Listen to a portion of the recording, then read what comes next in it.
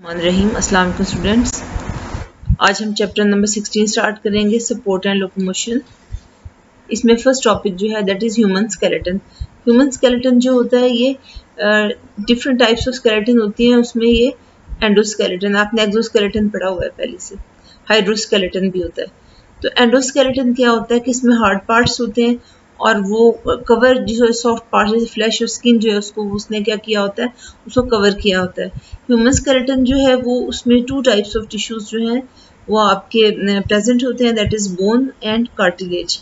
अब फ़ायदा इसका क्या होता है कि फ्री मूवमेंट जो है वो प्रोवाइड करती है बोन जो है उसको, किसके लिए कि एक्शन ऑफ मसल्स जो है, यानी कि आपके जो जॉइंट्स है ना उसके जो है क्रॉस क्या होता है कि आपके जो मसल्स क्योंकि अटैच्ड होते हैं बोन के साथ, तो वो क्या होते हैं कि फ्री मूवमेंट जो है वो आपको प्रोवाइड करता है। इसके अलावा स्केलेटन जो है एक और काम भी करता है कि फ्रेमवर्क के तौर पे काम करता है और जो सॉफ्ट टिश्यूज़ वगैरह होते हैं उनको सपोर्ट करता है। और दोनों ही की अगर हम बात करें बोन एंड कार्टिलेज, तो ये rigid type of connective tissue है और दोनों ही जो है वो क्या होते हैं कि एम्बेडेड होते हैं एक मैट्रिक्स ऑफ प्रोटीन से हम कोलेजन कहते हैं, यानी कोलेजन दोनों में प्रेजेंट है। इसके अलावा जो है वो अगर बोन सिर्फ की बात करें तो मोस्ट रिजिड कनेक्टिव टिश्यू जो है वो बोन है, उसके बाद कार्टिलेज की बारी आती है। कोलेजन फाइबर्स जो होते हैं बोन के, उनको हार्डनिंग जो मिलती है वो किससे मिलती है, कैल्शियम फॉस्फेट जो उसमें डिपॉजिट होता है जो कि मिनरल उसके अंदर है, वो क्या होता है कि वो उसमें हार्डनिंग जो है उसको प्रोवाइड करेगा। यहाँ हम एक टर्म यूज़ करते हैं ऑस्टियोलॉजी। ऑस्टियोलॉजी जो है असल में इस जो टर्म यूज़ की जाती है, it is the study of bone and cartilage, तो हम उसको ऑस्टियोलॉजी कह देते हैं। अब इंडिविजुअल बोन जो है उसके जो पार्ट्स हैं वो कौन से होते हैं, उसमें बोन टिश्यू है, कार्टिलेज है, फाइब्रस कनेक्टिव टिश्यू है, ब्लड है, नर्व टिश्यू जो है उसके अंदर प्रेजेंट होता है। पार्ट्स ऑफ बोन या आप कह लें स्ट्रक्चर ऑफ बोन जो है वो क्या होता है कि इसमें एपिफाइसिस, जो बोन के जो टर्मिनल पार्ट्स हैं उन्हें एपिफाइसिस कहते हैं। उसके बाद डायाफाइसिस है, शेफ्ट भी इसको कहते हैं। ये मिडिल पार्ट होता है जो है along the length of the bone, इसको हम डायाफाइसिस कह देते हैं। और इसमें एक सेंट्रल कैविटी ल्यूमेन होती है जिसके अंदर येलो बोन मैरो जो है प्रेजेंट है। इसके अलावा पेरियोस्टियम जो है जो आउटर कनेक्टिव टिश्यू जो है ना, यानी कि बाहर बोन के जो है प्रेजेंट है, उसको हम क्या कह देते हैं, पेरियोस्टियम। इसके बाद एंडोस्टियम है। एंडोस्टियम क्या होता है, inner region of the bone जो है उसको हम एंडोस्टियम कह देते हैं। एंडोस्टियम जो है आगे फर्दर जो है दो चीज़ों से मिलकर बना हुआ है, कॉम्पैक्ट बोन और स्पॉन्जी बोन। कॉम्पैक्ट बोन जो होती है स्ट्रॉन्ग होती है, डेंस होती है, और ये पेरिफेरल पार्ट यानी बाहर वाला हिस्सा है, इसके अंदर कॉम्पैक्ट बोन से भी अंदर जो है वो क्या होता है, स्पॉन्जी बोन प्रेजेंट होती है। अब ये इनर बोन मैस है और ये लाइट होता है, रिच इन ब्लड वेसल्स होता है और हाईली पोरस है, यानी काफ़ी ज़्यादा उसमें पोर्स प्रेजेंट होते हैं। और जो कैविटीज़ जो होती हैं इसकी, जो स्पॉन्जी बोन की, इसमें जो है ना वो बोन मैरो जो है प्रेजेंट होता है कि जहाँ पर जो ब्लड सेल्स जो उनकी फॉर्मेशन होगी। इसके अलावा मोस्ट जो स्पॉन्जी बोन जो होती है वो प्रेजेंट कहाँ पर होती है, एपिफाइसिस, यानी कि जो टर्मिनल पार्ट्स हैं वहाँ पर प्रेजेंट होती है। रेड बोन मैरो जो है वो भी कहाँ पर होगा, जो स्पॉन्जी बोन के अंदर स्पेसिस प्रेजेंट है ना वहाँ पर होता है। और स्पॉन्जी बोन की अगर हम अपीयरेंस देखें तो वो अनऑर्गेनाइज्ड होती है, ये आप देख सकते हैं। तो ये पार्ट्स हैं बोन के। तो ये वाला जो आपकी टर्मिनल पार्ट है ब्रॉड है, आप ये देख सकते हैं यहाँ से, तो इसको क्या कहते हैं, ये इसमें देखें ये अपर एंड है इसका और ये इसका लोअर एंड है, दो एंड्स हैं इसके। तो अपर एंड जो है ये और जो लोअर एंड दोनों को एक ही नाम दिया जाता है एपिफाइसिस। एपिफाइसिस जो है, और यहाँ इसके ऊपर देखें कि यहाँ पर आर्टिकुलर कार्टिलेज लगी होती है जिसके साथ ये क्या करेगा, ज्वाइन करेगा किसी और बोन के साथ जो है वो ज्वाइन कर लेगा। तो यहाँ पर जो है इसमें पार्ट्स फिर कौन से, एपिफाइसिस जो कि इसका जो टर्मिनल ब्रॉड पार्ट्स हैं। इसके अलावा ये आप देख रहे हैं ये वाला जो पोर्शन है इसको क्या कहते हैं, डायाफाइसिस और शेफ्ट। तो इसके बाद जो है अगर हम मज़ीद जो इसकी डिटेल में जाएं तो वो क्या है, जो सबसे बाहर जो हिस्सा इसका ये वाला जो आपको ग्रीन सा नज़र आ रहा है ये क्या है, पेरियोस्टियम। पेरियोस्टियम के अंदर जो है जो सारा पार्ट है ये सारे का सारा, इसे हम एंडोस्टियम कहते हैं। एंडोस्टियम जो है इसके भी दो पार्ट्स हैं, ये बाहर वाला क्या है, कॉम्पैक्ट बोन है, कॉर्टेक्स है इसकी, और इससे अंदर जो है वो सारा एंडोस्टियम है। और इसके सेंटर में अगर आप देखें, ये वाली देखें यहाँ पर कैविटी एक प्रेजेंट होती है, इसके अंदर क्या होता है, येलो बोन मैरो जो होता है वो प्रेजेंट होता है। तो ये जो है पार्ट्स हैं इसके बोन के, और आप यहाँ देख सकते हैं इस स्ट्रक्चर के अंदर कि ये वही है। इसको दोबारा देख लें, ये क्या है, ये पार्ट, इसका क्या नाम है, इसको क्या कहते हैं, इसको एपिफाइसिस। और एपिफाइसिस के अंदर मैंने कहा था कि मोस्ट जो रेड बोन मैरो है, ये देख सकते हैं कि अब मोस्ट जो है वो यहाँ पर प्रेजेंट है। और इसके अलावा पार्ट्स यहाँ से भी देख लें, ये पेरियोस्टियम है, और इससे अंदर जो आपको पार्ट नजर आ रहा है ये एंडोस्टियम, सारे का सारा ये एंडोस्टियम है। और इसमें जो ये बाहर है इसके, यानी पेरियोस्टियम के बिल्कुल अंदर ये वाला पार्ट, यानी ये पेरियोस्टियम है आपकी लेयर, इससे अंदर जो ये वाली लेयर आपको नजर आ रही है, ये वाली, ये क्या है, और यहाँ से ये यूं जा रही है ये वाली, ठीक है। ये आप यहाँ से एंडोस्टियम स्टार्ट हो जाती है, और जो एंडोस्टियम का बाहर वाला सेल, यानी जिसको ये मैंने इस पे पॉइंटर रखा हुआ है ये वाला, ये असल में जो है ये कॉम्पैक्ट बोन है, और इससे अंदर जो होती है वो क्या, ये वाली ये स्पॉन्जी बोन है। तो इस तरह से जो है ये इसके अंदर ये अरेंजमेंट्स होती हैं। अब इसमें जो है आप देख सकते हैं कि इसके अंदर जो है वो स्पॉन्जी बोन जो होती है, यहाँ पर रेड बोन मैरो प्रेजेंट है, और इस जो उसकी स्पेसीज है इसके अंदर आपको ये बिल्कुल क्लियर यहाँ पर नजर आ रहा है। इसके बाद जो है टाइप्स ऑफ बोन सेल्स हैं, और इसमें आपने जो इसकी प्रैक्टिस भी करनी है स्ट्रक्चर की बोन का भी बनाने की, और इसके अलावा जो है ये टाइप्स ऑफ बोन सेल्स हैं, इनको भी बनाने की प्रैक्टिस करनी है आपने। तो असल में क्या होता है कि जो बोन सेल्स हैं, ये इनको जो सेल्स फॉर्म करते हैं ना, उन्हें ऑस्टियोजेनिक सेल्स कहते हैं, और या स्टेम सेल्स होते हैं। ये स्टेम सेल्स वो होते हैं कि जो अनऑर्गेनाइज्ड होते हैं, अनडिफरेंशिएटेड होते हैं, और ये क्या होते हैं कि ये डिफरेंट टाइप्स के सेल्स जो है उनको बना सकते हैं। तो 3 टाइप्स ऑफ सेल्स हैं जो कि बोन के साथ जो है वो आप समझे एसोसिएटेड होते हैं, और ऑस्टियोजेनिक सेल्स हैं कि जो इनकी फॉर्मेशन करेंगे। अब एक एक करके इनकी जो हम बात कर लेते हैं। सबसे पहले ऑस्टियोब्लास्ट। ऑस्टियोब्लास्ट क्या होते हैं कि ये बोन फॉर्मिंग सेल्स हैं। अब इनका काम क्या है, ये क्या करते हैं कि ये सिंथेसाइज और सिक्रीट करेंगे अनमिनरलाइज्ड ग्राउंड सब्सटेंस, उसको ये क्या करेंगे कि सिंथेसाइज करेंगे, यानी कि जैसे कोलेजन है और जो मैट्रिक्स यूज की है उसको बनाएंगे। इसके बाद ऑस्टियोसाइट्स हैं। ऑस्टियोसाइट्स जो होते हैं मैच्योर बोन सेल्स को कहते हैं, और एक दफ़ा ऑस्टियोब्लास्ट जो है उनकी जब मैट्रिक्स बन जाती है ना, तो उसके बाद वो क्या बन जाते हैं, वो ऑस्टियोसाइट्स बन जाते हैं। अब ऑस्टियोसाइट्स जो होते हैं इनका काम क्या है कि ये हेल्दी बोन टिश्यू जो है उसको मेंटेन करेंगे, और कैसे करते हैं कि ये एंजाइम सिक्रीट करते हैं, और जो उसका काम क्या होता है कि वो जो बोन मिनरल कंटेंट जो है उसको उसने क्या करना है, इन्फ्लुएंस करना होता है। और इसके अलावा दूसरा काम इनका क्या होता है कि ये जो कैल्शियम जो रिलीज होती है ना बोन से टिश्यू, देखें कि वो जो डेपोजिशन जो होती है ना कैल्शियम की, काफ़ी ज़्यादा वो बोन के अंदर होती है, लेकिन जब ब्लड में ज़रूरत होती है तो ये क्या करेंगे कि ये जो कैल्शियम की रिलीज जो है ना बोन टिश्यू से ब्लड में कर देते हैं। तो ये भी इनका काम है। इसके अलावा ऑस्टियोक्लास्ट, ये बोन डिस्ट्रॉइंग सेल्स होते हैं।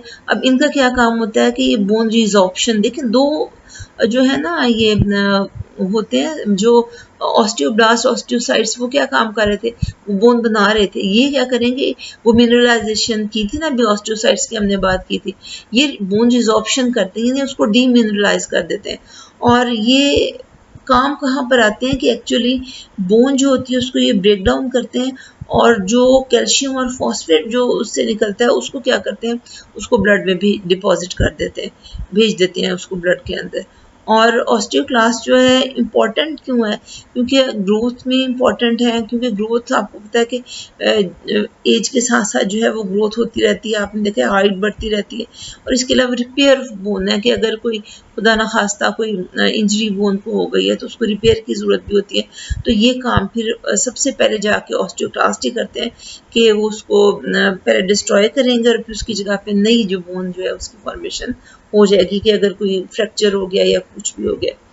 इसके बाद फॉर्मेशन ऑफ बोन जब होती है तो क्या होता है कि सबसे पहले रिप्लेस अगर हो रही है कार्टिलेज, यानी कि असल में हमारी जो बॉडी होती है उसके अंदर जब फॉर्मेशन ह्यूमन बॉडी की होती है तो सबसे पहले कार्टिलेजेस ही प्रेजेंट होती है वहाँ पर, वो फिर बाद में रिप्लेस हो जाती है बोन से। तो अगर ये सिलसिला है तो फिर क्या होगा कि कार्टिलेज जो रिप्लेस हो रही होती है तो ऑस्टियोक्लास्ट पहले जाते हैं और ये उसको इन्वेड करके क्या करेंगे, डिसॉल्व कर देंगे। उसके बाद ऑस्टियोब्लास्ट उसको बोन से जो है क्या करते हैं, रिप्लेस करते हैं। और जब बोन ग्रो करती है तो मैट्रिक्स जो बोन की है वो हार्डन कैसे होती है कि ऑस्टियोब्लास्ट जो है वहाँ पे ऑस्टियोसाइट्स जो है वो क्या करेंगे कि उसको मिनरल को यानी कैल्शियम और फॉस्फेट को डिपॉजिट करते हैं जिससे वो हार्ड हो जाती है और ऑस्टियोब्लास्ट जो उसके अंदर वो ट्रैप हो जाते हैं। तो इस तरह से जो है फॉर्म होती है बोन जो है वो। इसके बाद ये देख सकते हैं आप, ये ऑस्टियोजेनिक सेल्स हैं, स्टेम सेल्स जिन्हें हम कहते हैं। ये वो सेल्स हैं कि जिनसे ये बाकी तीनों टाइप्स ऑफ सेल्स जो है ये फॉर्म होते हैं। और ऑस्टियोजेनिक सेल्स जो है ये सबसे पहले किसको बनाएंगे, ऑस्टियोब्लास्ट। ये इनका काम क्या है, बोन मैट्रिक्स बनाना है। इसके बाद ऑस्टियोसाइट्स, ये इनका काम क्या होता है कि ये मेंटेन करते हैं जो है वो बोन टिश्यू जो है उसको मेंटेन करना ऑस्टियोसाइट्स का काम है। इसके बाद ऑस्टियोक्लास्ट, इनका क्या काम है, रिजॉर्ब करते हैं बोन को, यानी कि बोन जो है उसको डिस्ट्रॉय करेंगे और मिनरल जो उसके अंदर जो वो प्रेजेंट होते हैं उनको डिपॉजिट कर देते हैं ब्लड के अंदर। इसके बाद कार्टिलेज आ जाती है। कार्टिलेज अब जो है ये बोन की तरह से स्ट्रॉन्ग नहीं है, ये जो है वो सॉफ्ट होती है उसके मुकाबले में। अब इसमें जो है वो ये हर जगह प्रेजेंट नहीं है, ये क्या है कि जस्ट पर्टिकुलर प्लेसेस होती हैं जहाँ पर ये प्रेजेंट होती है। अगर आप इसका स्ट्रक्चर को कंपेयर करते हैं बोन से तो ये फ्लेक्सिबल है, बोन की निस्बत ये फ्लेक्सिबल होती है। और उसकी रीज़न क्या है, फ्लेक्सिबल होती क्यों है, फ्लेक्सिबल इसलिए होती है कि इसके अंदर जो मैट्रिक्स है ना वो कैसी होती है, वो जेल की तरह से होती है और उसके अंदर बहुत से कोलाजिनस और इलास्टिक फाइबर्स जो है प्रेजेंट होते हैं जिसकी वजह से वो जेल लाइक होती है। अब कार्टिलेज जो मैट्रिक्स की जो कार्टिलेज की जो होती है मैट्रिक्स होती है उसके बाहर जो है dense layer of collagen fibres present होती है, जिसको हम पेरिकॉन्ड्रियम कहते हैं। और बहुत सी कैविटीज़ होती हैं जो कि मैट्रिक्स में प्रेजेंट है, उन कैविटीज़ को हम लैक्यूनी कहते हैं। और इनका काम क्या होता है कि इनके अंदर जो है वो लैक्यूनी के अंदर असल में क्या होते हैं, कार्टिलेज सेल्स जो हैं वो प्रेजेंट होते हैं। लिविंग सेल्स जो हैं कार्टिलेज के उन्हें कॉन्ड्रोसाइट्स कहते हैं। अब ये देख सकते हैं, ये स्ट्रक्चर आप देखें, इसके अंदर क्या है कि ये आप ये देख सकते हैं जो आपको ये ब्लू ब्लू नजर आ रहा है सारा, ये ब्लू एरिया, ये ब्लू एरिया, ये सारा, ये यहाँ पर ये आप ब्लू देख सकते हैं ना, ये मैट्रिक्स है इसकी। और इसके अंदर आप ये देख सकते हैं कि ये जो आपको ये पिंक पिंक सा नजर आ रहा है ना, ये पिंक, ये इसके इर्द गिर्द ये पिंक, इसके अंदर ये पिंक, तो ये लैक्यूनी है जो स्पेसीज के अंदर कैविटीज जो प्रेजेंट होती हैं, इनको हम लैक्यूनी कहते हैं। और इसके अंदर जो आपको ये ब्लैक ब्लैक डॉट्स की तरह से ये छोटे छोटे से ये नजर आ रहे हैं ना, ये वाले, ये असल में कॉन्ड्रोसाइट्स हैं कि जो उसके अंदर प्रेजेंट होते हैं। अच्छा, अब इसके अंदर और भी चीज देखें कि इसके अंदर जो है वो ये आपको नजर आ रहे हैं, ये देखें, ये जो ब्लू कलर के हैं ना, ये थ्रेड लाइक स्ट्रक्चर नजर आ रहे हैं आपको, ये वाले, ये इलास्टिक फाइबर्स हैं जो कि कार्टिलेज में प्रेजेंट होते हैं।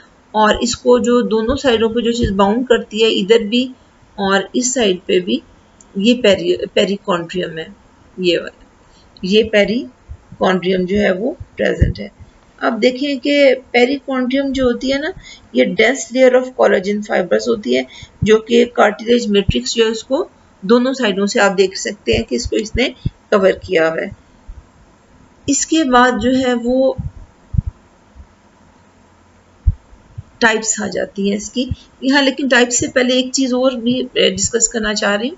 आपने इसके अंदर देखा होगा कि ब्लड वेसल्स, उसमें तो आपको नजर आ रही थी ना, बोन के अंदर ब्लड वेसल्स प्रेजेंट होती हैं, नर्व्स भी प्रेजेंट होती हैं जब हमने कॉम्पोजिशन की भी बात की। लेकिन अगर आप इसको देखें ना कार्टिलेज, तो इसके अंदर क्या होता है कि इसके अंदर जो है वो ब्लड वेसल्स वगैरह प्रेजेंट नहीं होती। और इनको फिर सप्लाई कहाँ से, क्वेश्चन आ जाता है ना, देखें कि बोन को सप्लाई तो डायरेक्ट मिल गई ना, उसके अंदर तो वो प्रेजेंट है, ब्लड वेसल्स प्रेजेंट है तो वो क्या करेंगे, तो डायरेक्ट सप्लाई मिलेगी, जो भी उसको न्यूट्रिएंट्स चाहिए या कार्बन डाइऑक्साइड रिमूव करनी है, ऑक्सीजन लेनी है, जो भी काम करना है वो तो डायरेक्ट हो जाएगा। लेकिन यहाँ पर क्या प्रॉब्लम है, यहाँ अगर हम देखें कार्टिलेज, तो कार्टिलेज के अंदर तो ब्लड वेसल्स नहीं है, फिर इनको सप्लाई कैसे मिलती है, तो इनको जो सप्लाई जो मिलती है ना, क्योंकि कॉन्ड्रोसाइट्स तो लिविंग सेल्स हैं इसके अंदर प्रेजेंट है, तो उनको जो सप्लाई मिलेगी ना वो कैसे है, डिफ्यूजन के प्रोसेस से। अब डिफ्यूजन का प्रोसेस आप देखें कि ये कोई वो फास्ट प्रोसेस नहीं है, स्लो प्रोसेस है, क्योंकि हर सेल को एकदम से जो है वो सारा उसका काम नहीं होता डिफ्यूजन, लेकिन हाँ इतना काफ़ी होता है कि वो आराम के साथ जो अपने प्रॉब्लम्स को सॉल्व कर सकते हैं, यानी जो एक्सक्रीट करना है उन्होंने कार्बन डाइऑक्साइड को या जो भी वेस्ट है उनके, और जो उन्हें चीज़ें चाहिए, न्यूट्रिएंट्स चाहिए, ऑक्सीजन वगैरह चाहिए, वो उनको मिल जाती है। लेकिन क्योंकि डिफ्यूजन से ये काम हो रहा है तो उसमें तो टाइम लगता है थोड़ा सा, तो इसीलिए क्या होता है कि जो हीलिंग जो होती है ना वो कार्टिलेज में वो स्लो होती है। और ह्यूमन स्केलेटन में याद रखें कि कार्टिलेजिस जो है शुरू में क्या होता है कि जब वो फॉर्मेशन स्टार्ट होती है, यानी कि हम बात कर रहे हैं कि बिल्कुल जब फीटस वगैरह की फॉर्मेशन हो रही है तब, तो उस वक्त क्या होता है कि जो ह्यूमन स्केलेटन जो इनिशियली अगर हम बात करें तो वो कार्टिलेजेस से ही मिलके बना होता है, और इसके अलावा उसमें फाइब्रस मेम्ब्रेन्स प्रेजेंट होती हैं। लेकिन जो मोस्ट इनमें से होती हैं वो क्या होती हैं कि ये जो अर्ली स्ट्रक्चर्स हैं ये रिप्लेस बाद में किससे हो जाते हैं, बोन से बाद में रिप्लेस हो जाएंगे। और फ्यू कार्टिलेजेस जो हैं वो ह्यूमन बींग्स में बाद में फिर रह जाती है। और वो कौन सी है जो रह जाती हैं, वो 3 टाइप्स की हैं, हाइलाइन कार्टिलेज, फाइब्रो कार्टिलेज और फिर इलास्टिक कार्टिलेज। तो ये वन बाय वन देख लें। सबसे पहले ये हाइलाइन कार्टिलेज है। जो हाइलाइन कार्टिलेज है ये कहाँ पर हमें मिलती है कि एंड्स ऑफ लॉन्ग बोन्स जो होते हैं ना वहाँ पर, जैसे आपने देखा था इसमें ह्यूमरस है, जैसे आप उसके अलावा फीमर है, तो लॉन्ग बोन्स जो भी हैं उनके एंड्स के ऊपर प्रेजेंट होती हैं। इसके अलावा कहाँ प्रेजेंट है, नोज, लैरिंक्स, ट्रेकिया। तो हाइलाइन कार्टिलेज कहाँ कहाँ प्रेजेंट है, एक तो एंड्स ऑफ लॉन्ग बोन, और दूसरा कहाँ पर प्रेजेंट होती है, नोज, लैरिंक्स एंड ट्रेकिया, वहाँ पर ये प्रेजेंट होती है। तो आप ये देख भी सकते हैं कि किस तरह की होती है, इसका जो ग्राउंड सब्सटेंस यानी कि मैट्रिक्स जो है वो बिल्कुल क्लियर लुकिंग होती है। और इसके अंदर ये कॉन्ड्रोसाइट्स देख सकते हैं, और जो आपको ये वाइट वाइट नजर आ रहा है ये लेक्यूनी है, इसके अंदर जो कैविटीज के जिसके अंदर जो है कॉन्ड्रोसाइट्स जो है वो प्रेजेंट होंगे। इसके बाद दूसरी जो टाइप आ जाती है वो कौन सी है, दैट इज फाइब्रो कार्टिलेज। अब जो फाइब्रो कार्टिलेज है ना, इसमें क्या होता है कि वाइट जो है ना रोज होती हैं थिक कोलेजनस फाइबर्स की, आप देख भी सकते हैं ये देखें ये कोलेजन फाइबर्स हैं, ये इसमें प्रेजेंट है। तो वाइट रोज की फॉर्म में ये प्रेजेंट है इसके अंदर है। तो इसमें क्या होता है कि ये जो है खास तौर पे ये आपको मिलेंगे कहाँ पर, कि वो जो डिस्क होती है ना वर्टिब्री के दरमियान में, जिसे इंटरवर्टिब्रल डिस्क कहते हैं, वहाँ पर प्रेजेंट होती है। और दूसरा कार्टिलेज ऑफ नी जो है वहाँ पर ये प्रेजेंट होती है। तो इसके अंदर आप ये देख सकते हैं कि मोर फ्लैटेंड ऑर्गेनाइज सेल रोज इसके अंदर प्रेजेंट है, और डेंसली लेयर्ड जो है कोलेजन फाइबर्स जो है इसके अंदर प्रेजेंट होते हैं। इसकी वजह से इसमें काफ़ी मजबूती प्रेजेंट होती है। इसके बाद जो तीसरी जो टाइप है वो इलास्टिक कार्टिलेज है। ये कहाँ पर हमें मिलती है, ईयर फ्लैप्स में और एपिग्लॉटिस में प्रेजेंट है। और इसके अंदर आप ये देख सकते हैं कि इलास्टिक फाइबर्स जो है मैट्रिक्स के अंदर वो देख सकते हैं आप कितने ज़्यादा इलास्टिक, और इसीलिए इसको इलास्टिक कार्टिलेज भी कहते हैं, क्योंकि इसके अंदर इलास्टिक फाइबर्स जो हैं वो काफ़ी ज़्यादा जो है तादाद में प्रेजेंट होते हैं। और इलास्टिसिटी भी इसी वजह से ये किस में प्रेजेंट होगी, ईयर फ्लैप्स में, और एपिग्लॉटिस जो है उसके अंदर ये प्रेजेंट होती है। इसके बाद कंपैरिजन की बात कर लें बोन और कार्टिलेज में, तो कौन कौन से फीचर्स हैं। सबसे पहले फीचर देखें कोलेजन। कोलेजन जो है बोन में कैसा होता है, डेंसली पैक्ड है, और जो है ये कार्टिलेज में कैसा है, लूजली पैक्ड है। इसके बाद सेल टाइप्स, तो अभी हमने पढ़ा था कि बोन के अंदर कितनी टाइप्स होती हैं सेल्स की, 3 टाइप्स होती हैं, ऑस्टियोब्लास्ट, ऑस्टियोसाइट्स और ऑस्टियोक्लास्ट्स। इसके बाद कार्टिलेज जो है उसमें क्या है, सिर्फ एक टाइप के सेल्स हैं जिन्हें हम कॉन्ड्रोसाइट्स कहते हैं। ब्लड वेसल्स जो है वो बोन में प्रेजेंट होती हैं, लेकिन कार्टिलेज में क्या है, एब्सेंट है। मिनरल्स जो है वो क्या है कि जो बोन है उसमें कैल्शियम है, कार्बोनेट्स हैं, फॉस्फेट वगैरह जो है वो डिपॉजिट होते हैं इसके अंदर। लेकिन जो कार्टिलेज है इसके अंदर कोई भी मिनरल डेपोजिशन जो प्रेजेंट नहीं होती है। इसके अलावा एक्सटर्नल कवरिंग जो होती है, जो बोन की एक्सटर्नल कवरिंग है उसको पेरियोस्टियम कहते हैं, और जो कार्टिलेज की जो कवरिंग है उसको पेरिकॉन्ड्रियम कहते हैं। So that's all for today, students. Allah Hafiz.